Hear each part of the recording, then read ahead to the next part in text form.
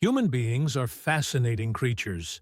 They've built cities, mastered technology, invented bacon ice cream, and yet some people are still a walking evolutionary accident. Like, for example, the woman who set fire to my car because it was parked in the street in front of her house. Yes, you read that right. It wasn't even in her garage or blocking the exit. It was in the street, a piece of asphalt that, according to universal law, belongs to absolutely nobody. But for this model citizen, that strip of concrete was sacred territory, a divine extension of her property. The first time I realized there was a problem was when I came back from the market and found a note on the windshield of my car, a folded piece of paper with a warning worthy of a psychotic trustee. This is a respectable neighborhood. Don't park here again. Now, if it was a real no parking zone, a policeman would have left a ticket, right? If it were a gated community, there would be clear rules. But no, it was just any old street. So I did what any sensible person would do. I ignored it. Because, you see, I pay my taxes, and that woman didn't own the asphalt. What I didn't expect was that her patience would be equivalent to that of a child waiting for melting ice cream. Because the second time I parked there, the ticket evolved. Now it was no longer a politely folded piece of paper. It was a sheet of paper full of words in capital letters, with so much anger built up that it seemed to shout on its own, "Do you think you can do whatever you want? This street is my space. Next time, there will be consequences." Ah, yes. The classic, "there will be consequences." The favorite expression of those who have no authority whatsoever. But think that shouting makes things more serious. Once again, I ignored it, because I'm a busy person.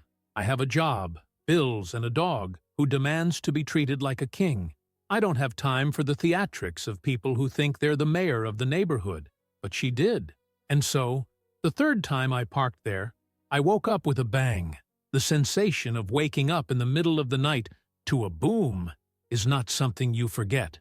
My brain, still processing existence, needed a few seconds to realize that the orange glow flashing through the window wasn't a special movie effect.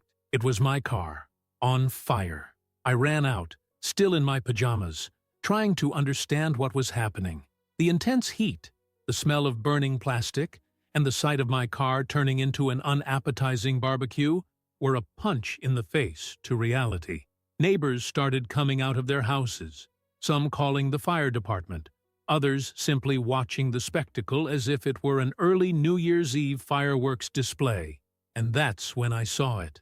In the middle of the street, arms folded, with the expression of someone who had finally won an imaginary war, was her. The woman who couldn't stand a car parked in the street. Now think about it. If someone sets fire to a car, normally they try to run away, hide, pretend they don't know anything, right? But not this enlightened creature. She stood there, staring into the flames as if she had achieved something great, as if the award for Biggest Idiot of the Year was being handed out at that very moment. That's when everything changed. Because up until that moment, she was just another one of those chaotic figures who appear in life to get in the way.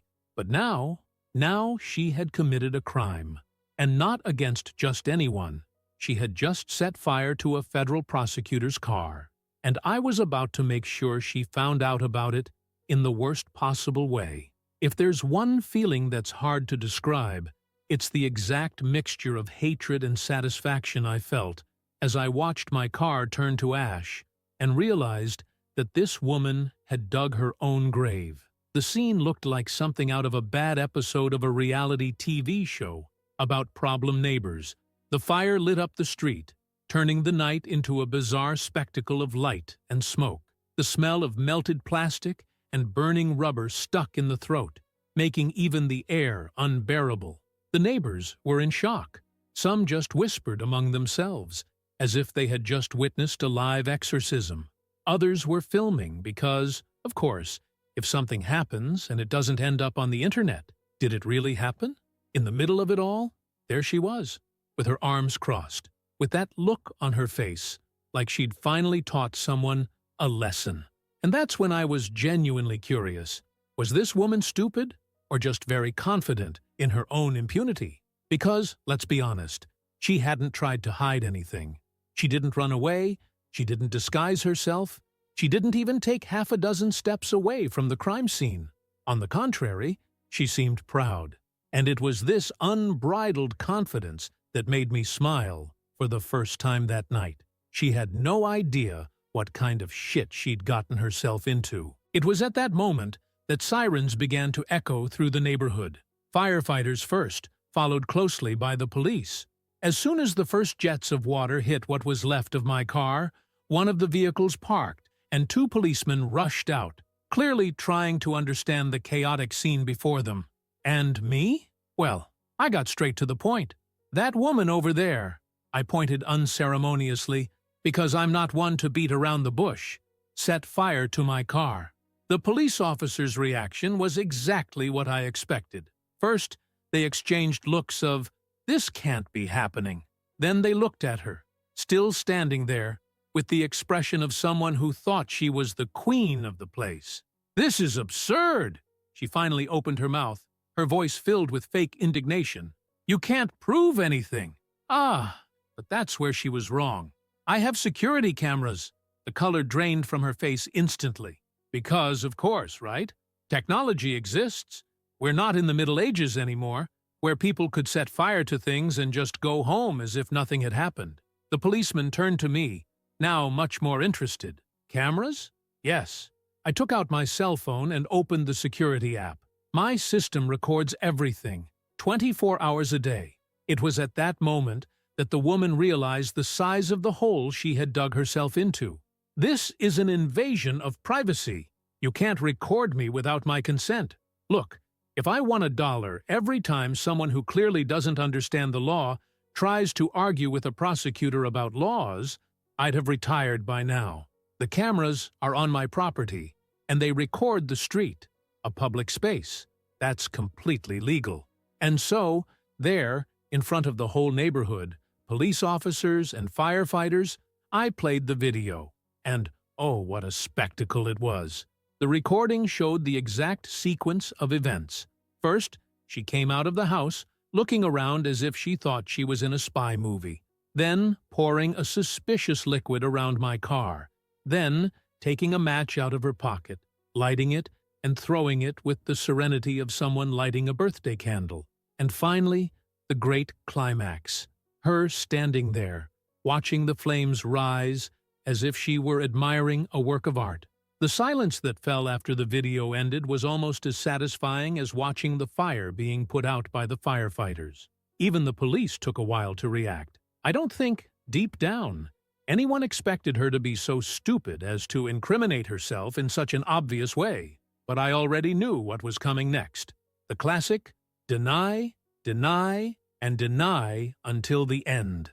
"This could be anyone," she shouted, her voice higher than before. "This video doesn't prove anything." Ah, woman. The video shows a close-up of her face. Now she was as white as paper. The policemen exchanged another look, and one of them picked up the radio. I already knew what was going on. That was the official communication to verify the arrest procedures. Because, yes, setting fire to someone's car is not just a bad joke or a minor error of judgment. It's a crime. Serious crime. And while we were waiting, one of the policemen looked at me more closely. "You say you're a prosecutor?" Now it was my turn to smile. Federal. The glint in the policeman's eyes was almost comical. Because of all the people this woman could have chosen to turn into an enemy, she chose a federal prosecutor. She hadn't just burned a car. She had burned her own freedom. And the worst part? It was far from over. If there's one thing I've learned in life, it's that some people only understand limits when they're handcuffed and thrown into the back of a car. The woman who set fire to my car, she was exactly that kind of person. The whole scene was chaotic enough. A charred car billowing smoke, neighbors whispering, some discreetly recording, police trying to maintain order while firefighters finished their work. But the best was yet to come. I could see in the eyes of the police officers The brilliance of that rare moment in the profession. A criminal who had basically handed his own head over on a platter. With a clear video, witnesses, and a motive stupid enough to make the whole thing even more shameful, there wasn't much to discuss. Still, she tried. And how she tried. First came the classic indignation, that cheap theater of people who haven't yet realized they've lost. She went on the defensive, shouting that it was absurd, that she was the victim of a plot, that I always parked there just to provoke her. As if I were some kind of Mexican soap opera villain, waking up every day with the mission of tormenting her life. Then came the attempt to reverse the game, playing the victim. He cried. Yes, he cried. He talked about how it had been a moment of impulse, as if he were confessing a venial sin and not a serious crime. He played the stress card, the pressure of life, mental health. He talked about how he hadn't slept properly, as if that justified setting fire to other people's property. If I earned $1 for every lame excuse I've heard from criminals trying to get away with it, I'd have already financed my retirement on a private island. But reality is cold. Facts are cold. And the facts were all there, spat out on the screen of my cell phone, recorded by a camera that has no patience for anyone's follies. When the police finally reported that she was being arrested for arson and destruction of property, it was like watching a house of cards collapse in slow motion. The arrogance melted away. The pose of superiority turned to dust. It hit me with a bang as loud as the explosion of my car a few hours earlier. What followed was a spectacle in itself. He tried to argue. He tried to resist. But the law is not a social club where rules are negotiated according to the convenience of the moment. When the handcuffs were put on, she was transformed. The hysterical scream she let out was almost deafening, a mixture of indignation, panic, and sheer disbelief. The neighbors watched as if they were watching the Super Bowl final. Because, let's be honest, everyone there must have already had a problem with this woman. Only I was unlucky enough to be the target of her stupidest idea yet. While she was being put in the car, my mind was already racing ahead. Because, you see, my job wasn't just to send criminals to jail. It was to make sure they stayed there. I knew exactly what was coming next. Bail would be set. Some half-assed lawyer would try to plead temporary insanity or some other ridiculous excuse. But I also knew that arson was no joke. If there was a risk to other people, the penalty could be even heavier. And guess what? My car was parked just a few meters from a house. If the fire had spread, it could have caused a greater tragedy. That, ladies and gentlemen, was an aggravating factor. And you know what else? The mere fact that I was a federal prosecutor made everything worse for her. Because, unlike an ordinary citizen who might get lost in the middle of the system, I knew exactly how to navigate it. The law is a machine, and I was one of the cogs. Over the next few days, the dust began to settle, but the work behind the scenes was just beginning. My personal lawyer took care of the insurance process to cover the loss of the car, which, by the way, was a relatively new model, and therefore a nice dent in the pocket of whoever had to pay for it. And then it was time for the big moment, the custody hearing. Ah, that hearing. An almost comical event where the lawyers try to turn criminals into victims, and the court has to separate the facts from the whining. There she was, sitting in front of the judge, trying to look like an ordinary citizen, someone who had only made a small mistake. But that's not how it works. The prosecutor in charge of the case presented the video.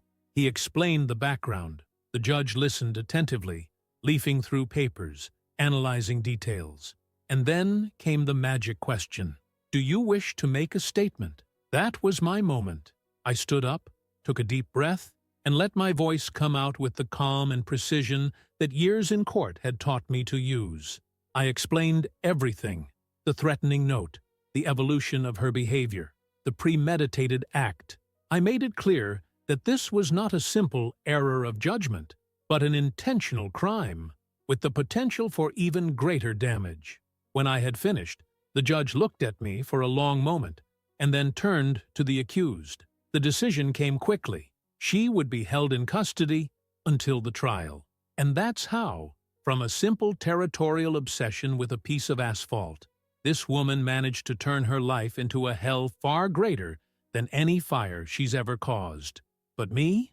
I still wasn't satisfied.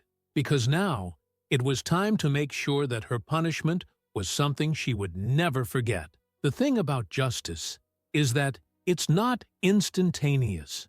Unlike the fire that consumed my car in a matter of minutes, the punishment of those who commit serious crimes is a long, cold, and calculated process. And, believe me, I made sure that this woman went through every stage of this legal torture in the most painful way possible. After the custody hearing, where the judge decided that she would be held until her trial, I could have breathed a sigh of relief and got on with my life. But I didn't. I'm not the type to let it go when someone tries to screw me over, especially when that person was stupid enough to literally set fire to a car and watch the spectacle as if it were a holiday fireworks show. I wanted her to feel every second of the consequences of what she had done. Over the next few days, while she rotted in her cell waiting for the case to unfold, I made sure she had no chance of getting away with it. The first thing I did was contact the state prosecutor and offer to help build a solid case against her. After all, I had a direct interest in the outcome. And what a delicious case it was. It wasn't just an impulsive crime. It was arson, with aggravating factors, with incontrovertible evidence, with witnesses. And if there's one thing a judicial system loves, it's an easy case to win. But you know what was even better? Finding out that this woman already had a less than stellar track record. Yes, because life has its ironies. The person who tried to make my life a living hell had already been giving other people hell for years. Reports of intimidation against neighbors, petty theft from businesses, an attempt to defraud a furniture store where he pretended to have received a broken product to try to get another one for free. And the icing on the cake? A labor lawsuit in which a former employee accused her of moral harassment and threats. By now, any decent lawyer would have recommended that she settle and accept a reduced sentence. But, like any arrogant person who can't deal with their own defeat, she insisted on pleading not guilty. And I loved every second of it. The trial was an event worthy of being broadcast live. She entered the courtroom trying to maintain the pose of a wronged victim, but the truth has no patience for theater. First, the prosecution paraded an impeccable line of evidence against her. The video of the fire, of course, was the main piece, but they also brought in witnesses. The neighbors who had already been victims of her madness. The police officer who arrested her and who told how she freaked out when she realized she wasn't going to get away with it. And then it was my turn to take the witness stand. I didn't have to feign indignation, because everything I felt was genuine. I described how her behavior escalated, how she clearly planned everything and how she didn't show an ounce of regret until she realized she was fucked. Her defense lawyer tried, of course, that pathetic approach of suggesting that she was emotionally shaken, that it was an outburst, that she didn't know what she was doing. But no one there was buying that story. The state prosecutor was brilliant in rebutting every attempt to soften the crime. He explained that an outburst doesn't involve pouring gasoline around a car with all the calm in the world. It doesn't involve watching the fire as if you were applauding a spectacle. Her defense tried one last trick, saying that my position as a federal prosecutor could be influencing the case, that perhaps the system was being harsher on her because I was a man of the law. Ah, that part was delicious, because the judge basically cut the defense in half, pointing out that the case was being handled on the basis of incontrovertible evidence, and that if anyone was trying to use influence, it was the defendant herself, trying to get away with a blatant crime. It was a massacre. When the verdict came in, I knew that she already felt the weight of defeat before she even heard the words come out of the judge's mouth. Guilty for arson, for destruction of property. And then, the sentence. 4 years. It wasn't an absurd sentence, but it was enough for her to spend a long time reflecting on the genius of setting fire to someone's car. The moment she heard the sentence, I finally saw something different on her face. It was no longer arrogance, it was no longer indignation, it was fear. She had never really believed it would happen. In her mind, it was all just a big misunderstanding that would eventually be forgotten. But now, with the handcuffs back on her wrists and reality settling in, the truth hit her like a punch in the gut. The queen of the neighborhood was going behind bars. And me? Well, I went straight to the dealership because, you see, the insurance covered everything. And with the money, I bought a new car. Better, more expensive. And I made sure I parked it in exactly the same place. And if some other lunatic wanted to do it again, well, let them try their luck. Because I already knew exactly how to make sure it had the same ending as her. And if you liked this video, please leave a comment and don't forget to like it. See you later.